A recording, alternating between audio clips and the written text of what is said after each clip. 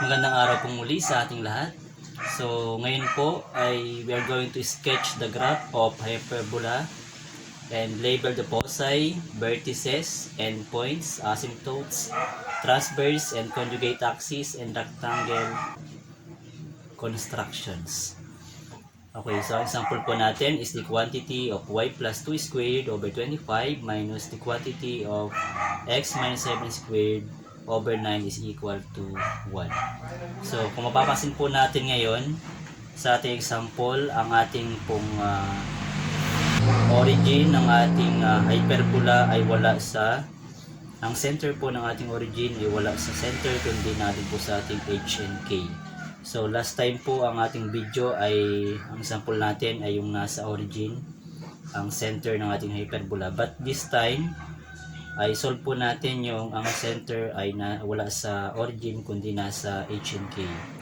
So kung mapapansin po natin ang ating h and k, so we have x minus 7, ito po ang ating h, at ito ang ating k, yung ating 2. But kung kukunin po natin ang coordinates sa ating center, so hindi natin kukunin ang negative 7, ang kukunin po natin is positive 7. So because if we are going to solve for the value of x, yung negative 7 po natin ay magiging positive 7 pag ilipat natin sa kabila ng equal sign. So the coordinates of our center, ang h po natin dito ay positive, is positive 7. And the value of k, meron tayong y plus 2. So if we get the value of y, then yung positive 2 natin is magiging negative 2. That's why the coordinates of the center is 7, negative 2. And then to our given example, mapapansin po natin na yung ating x squared, if we multiply x sa ating squared sa labas, so makikita po natin na negative ang ating x squared. So last time po sa video natin, sabi ko po doon na ang patandaan natin para malaman natin kung horizontal or vertical ay kung positive or negative ang ating x squared. So dito po negative ang ating x squared, so ibig sabihin ang ating pong hyperbola ay vertical. So vertical po ang ating hyperbola. Then ang sunod po natin kukunin dito is the value of a and b. So madali po natin makita ang value ng a and b. So this is our a squared and this is our b squared according to our formula. So 25, so square root of 25 to get the value of a is equal to 5. And then the value of b, which is the square root of 9, is equal to 3. And then we are going to solve also for the value of c. So meron po tayong formula, c is equal to square root of a squared plus b squared. Then let us substitute the value of a. So we have the square root of a po natin is 5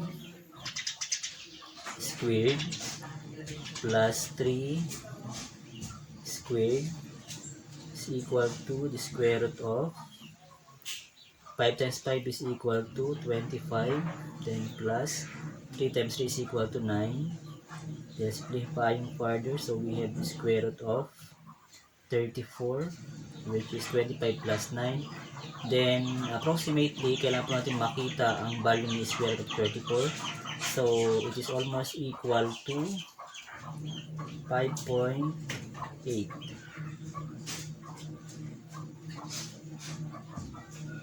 So 5.8. So this is the value of c. Approximately is equivalent to 5.8. So nakuha na po natin ang value ng a, b, and c. So ngayon pwede na po natin malaman o makuha ang ating vertices, vertices, endpoints, and yung ating foci sa pamamagitan po ng ating values ng a, b, and c. Okay, so paano po natin makukuha yung vertices ng ating hyperbola? So ito po ay vertical, so ibig sabihin po ang hyperbola natin ay upward and downward. So nasa taas po at nasa baba ang ating dalawang curve. So tingnan po natin kung saan ang coordinates ng ating vertices ng ating hyperbola. So ito po ang ating sketch ng ating Cartesian plane. And yung center natin, which is 7, -2, ito po yung ating location ng center natin. And then yung ating vertices, ito po yung ating value ng A. So ito yung value ng A. Ang value ng A po natin ay 5. So ibig sabihin, nandito po yung ating curve po na andito sa taas at yung isa ay nasa baba. So mula po sa center ay meron tayo daw na 5, which is the value of A na patungkol po yan sa vertices natin. Therefore bibilang tayo ng 5 pataas and 5 pababa, 5 units pababa. So let us count 5. So from this one, so 1, 2, 3, 4, 5. So yung atin pong vertices, yung vertex B sub 1 ay dito po tatapat sa yan. Ito po yung ating coordinates ng ating B sub 1, which is the coordinate niya ay 7, tapat 7 and positive 3. And then at the same time, bibilang po tayo ng 5 units downward. So let us continue this. We have -4, -5, -6. So from this one, count tayo ng 5. So 1, 2, 3, 4, 5. Nandito pa yung ating -7. Okay, so from -2, count tayo ng 5 pababa. So we have 1, 2, 3, 4, 5. Therefore, this is our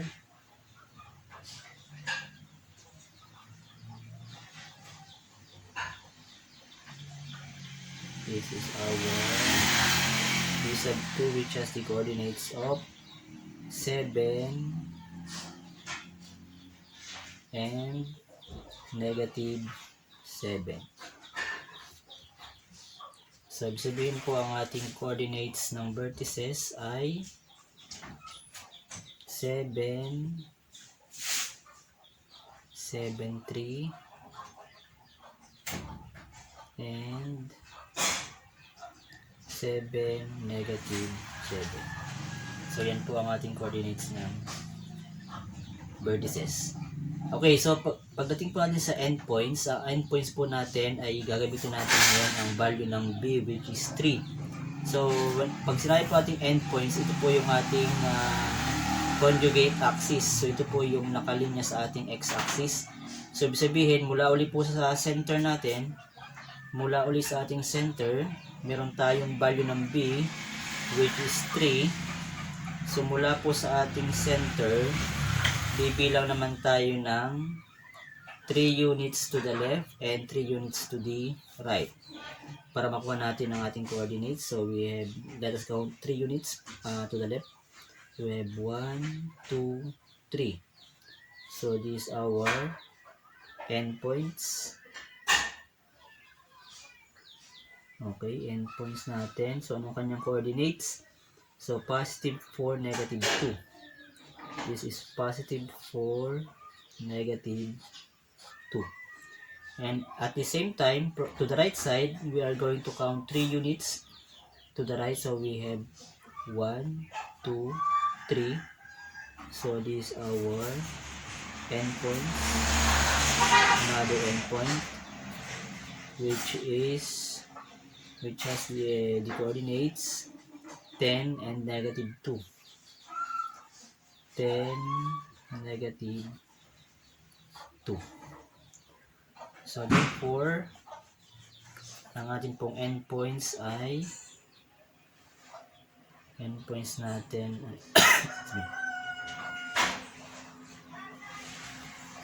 endpoints natin is 4, negative 2, and 10, negative 2. Okay, ito pala po ay negative 2. Nagkulang po ng negative. Then, proceed po tayo sa ating foci. So, sa foci po natin, ang gagamitin po natin is yung ating value ng C, which is 5.8. So, balik po tayo sa ating sketch. So, ito pong point natin na ito ay yung ating binilang kanina ng hanggang 5. So, gagamitin po natin yung 5.8. So, ibig sabihin, approximate po natin yung 5.8. So, nandito po siya dito sa point na to bago mag 8. Ito po yung ating isang focus.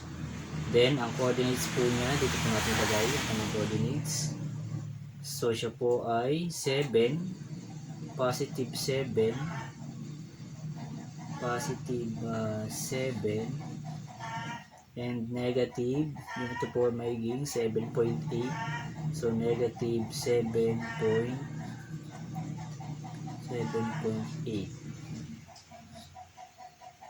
Then, sa taas naman po yung ating foci, yung focus natin. So, from this point sa center natin, this is our 5, then 5.8. So, approximate po natin na wala mas malapit sa 4. So, this is the focus. Then, the coordinates of this point is 7. Coordinate is 7 and positive 3.8. Positive 3.8. Okay, so ibig sabihin po ang coordinates nating foci. So we have 7, negative 7.8, and the other focus is positive 7 and positive 3.8. Okay, so isolve lang po natin ang ating asymptotes. So meron po tayong dalawang formula na pwedeng magamit sa pag-solve ng equation ng asymptotes.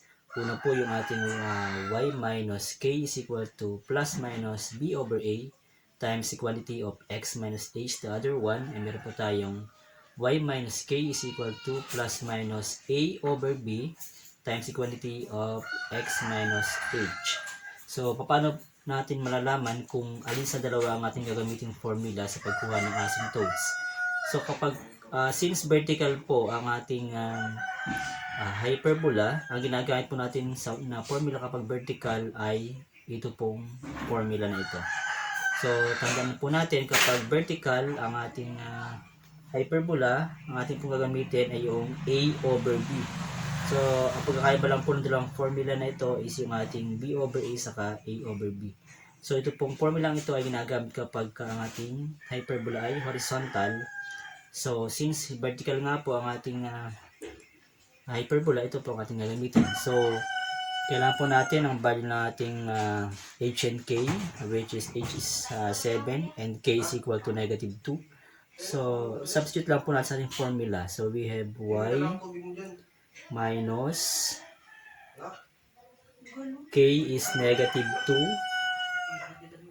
is equal to plus minus the value of a. Ang a po natin kanina, a is equal to 5 and b is equal to 3. So let us substitute. A natin is 5 over 3 times the quantity of x minus ang h po natin ay 7. Okay, simplify po natin to. So negative times negative is equal to positive. Therefore, meron po tayong y plus 2 is equal to plus minus, multiply po natin yung 5 over 3 sa ating binomial. So 5 over 3 times x. So we have 5 over 3x. Then 5 over 3 times negative 7. So we have negative 35 over 3. Then to get the value of y, transpose pa natin si 2 to the other side of the equation. So magiging y is equal to plus minus. So lagyan po natin ng parenthesis. 5/3x minus 35/2. Then transpose po natin yung positive 2, may gawin tayo ng minus 2. So lagyan po natin ng parenthesis para po yung ating plus minus ay dun lamang natin i-multiply sa ating binomial at hindi kay negative 2. So ngayon po gamitin muna natin si positive para makuha ang value ng y sub 1. So let us solve for y sub 1. So equals, gamitin po natin ang positive. Kung meron tayong positive 5/3x minus 35. So positive times negative, negative po. So negative 35/3 then minus 2. So pwede po nating simplify itong dalawang similar terms na to. So we have 5/3x. So by getting the LCD so minus the LCD of these two fractions is 3. Then to find the numerator, so the denominator will be divided to the denominator, then multiply to the numerator. So 3 divided by 3 is equals 1. 1 times 35 is equal to 35. Then minus 3 divided by 1, which is invisible denominator, is equal to 3. Then 3 times 2 is equal to 6. Simplifying further, so we have 5/3x then minus, so we have negative 35 then minus 6, so the same sign, so we are going to add. So we have 35 plus 6 because they have the same sign is 41/3. So this is our y sub 1, or the one equation for our asymptote. Okay. Then dito naman sa kabila, let us use the negative value. So equals, magkakaroon tayo dyan ng negative 5/3x minus 35/3 minus 2. Since may negative po tayo sa labas, we are going to multiply the negative to our binomial. So we have negative 5/3x, negative times negative is equal to positive, therefore we have plus 35/3 then minus 2. Then let us simplify also these similar terms by getting the LCD. So just copy negative 5/3x then plus the LCD. So the LCD is 3. 3 divided by 3 is equal to 1. 1 times 35 is equal to 35. Then minus 3 divided by 1 is equal to 3 times 2 is equal to 6. Okay, so let us simplify further. So we have, just copy again, 5/3x then plus 35 minus 6 equal to 29/3. So therefore this is the other equation. This is the other equation for our asymptotes. So mamaya po ay lalagay natin siya dun sa ating sketch of the graph.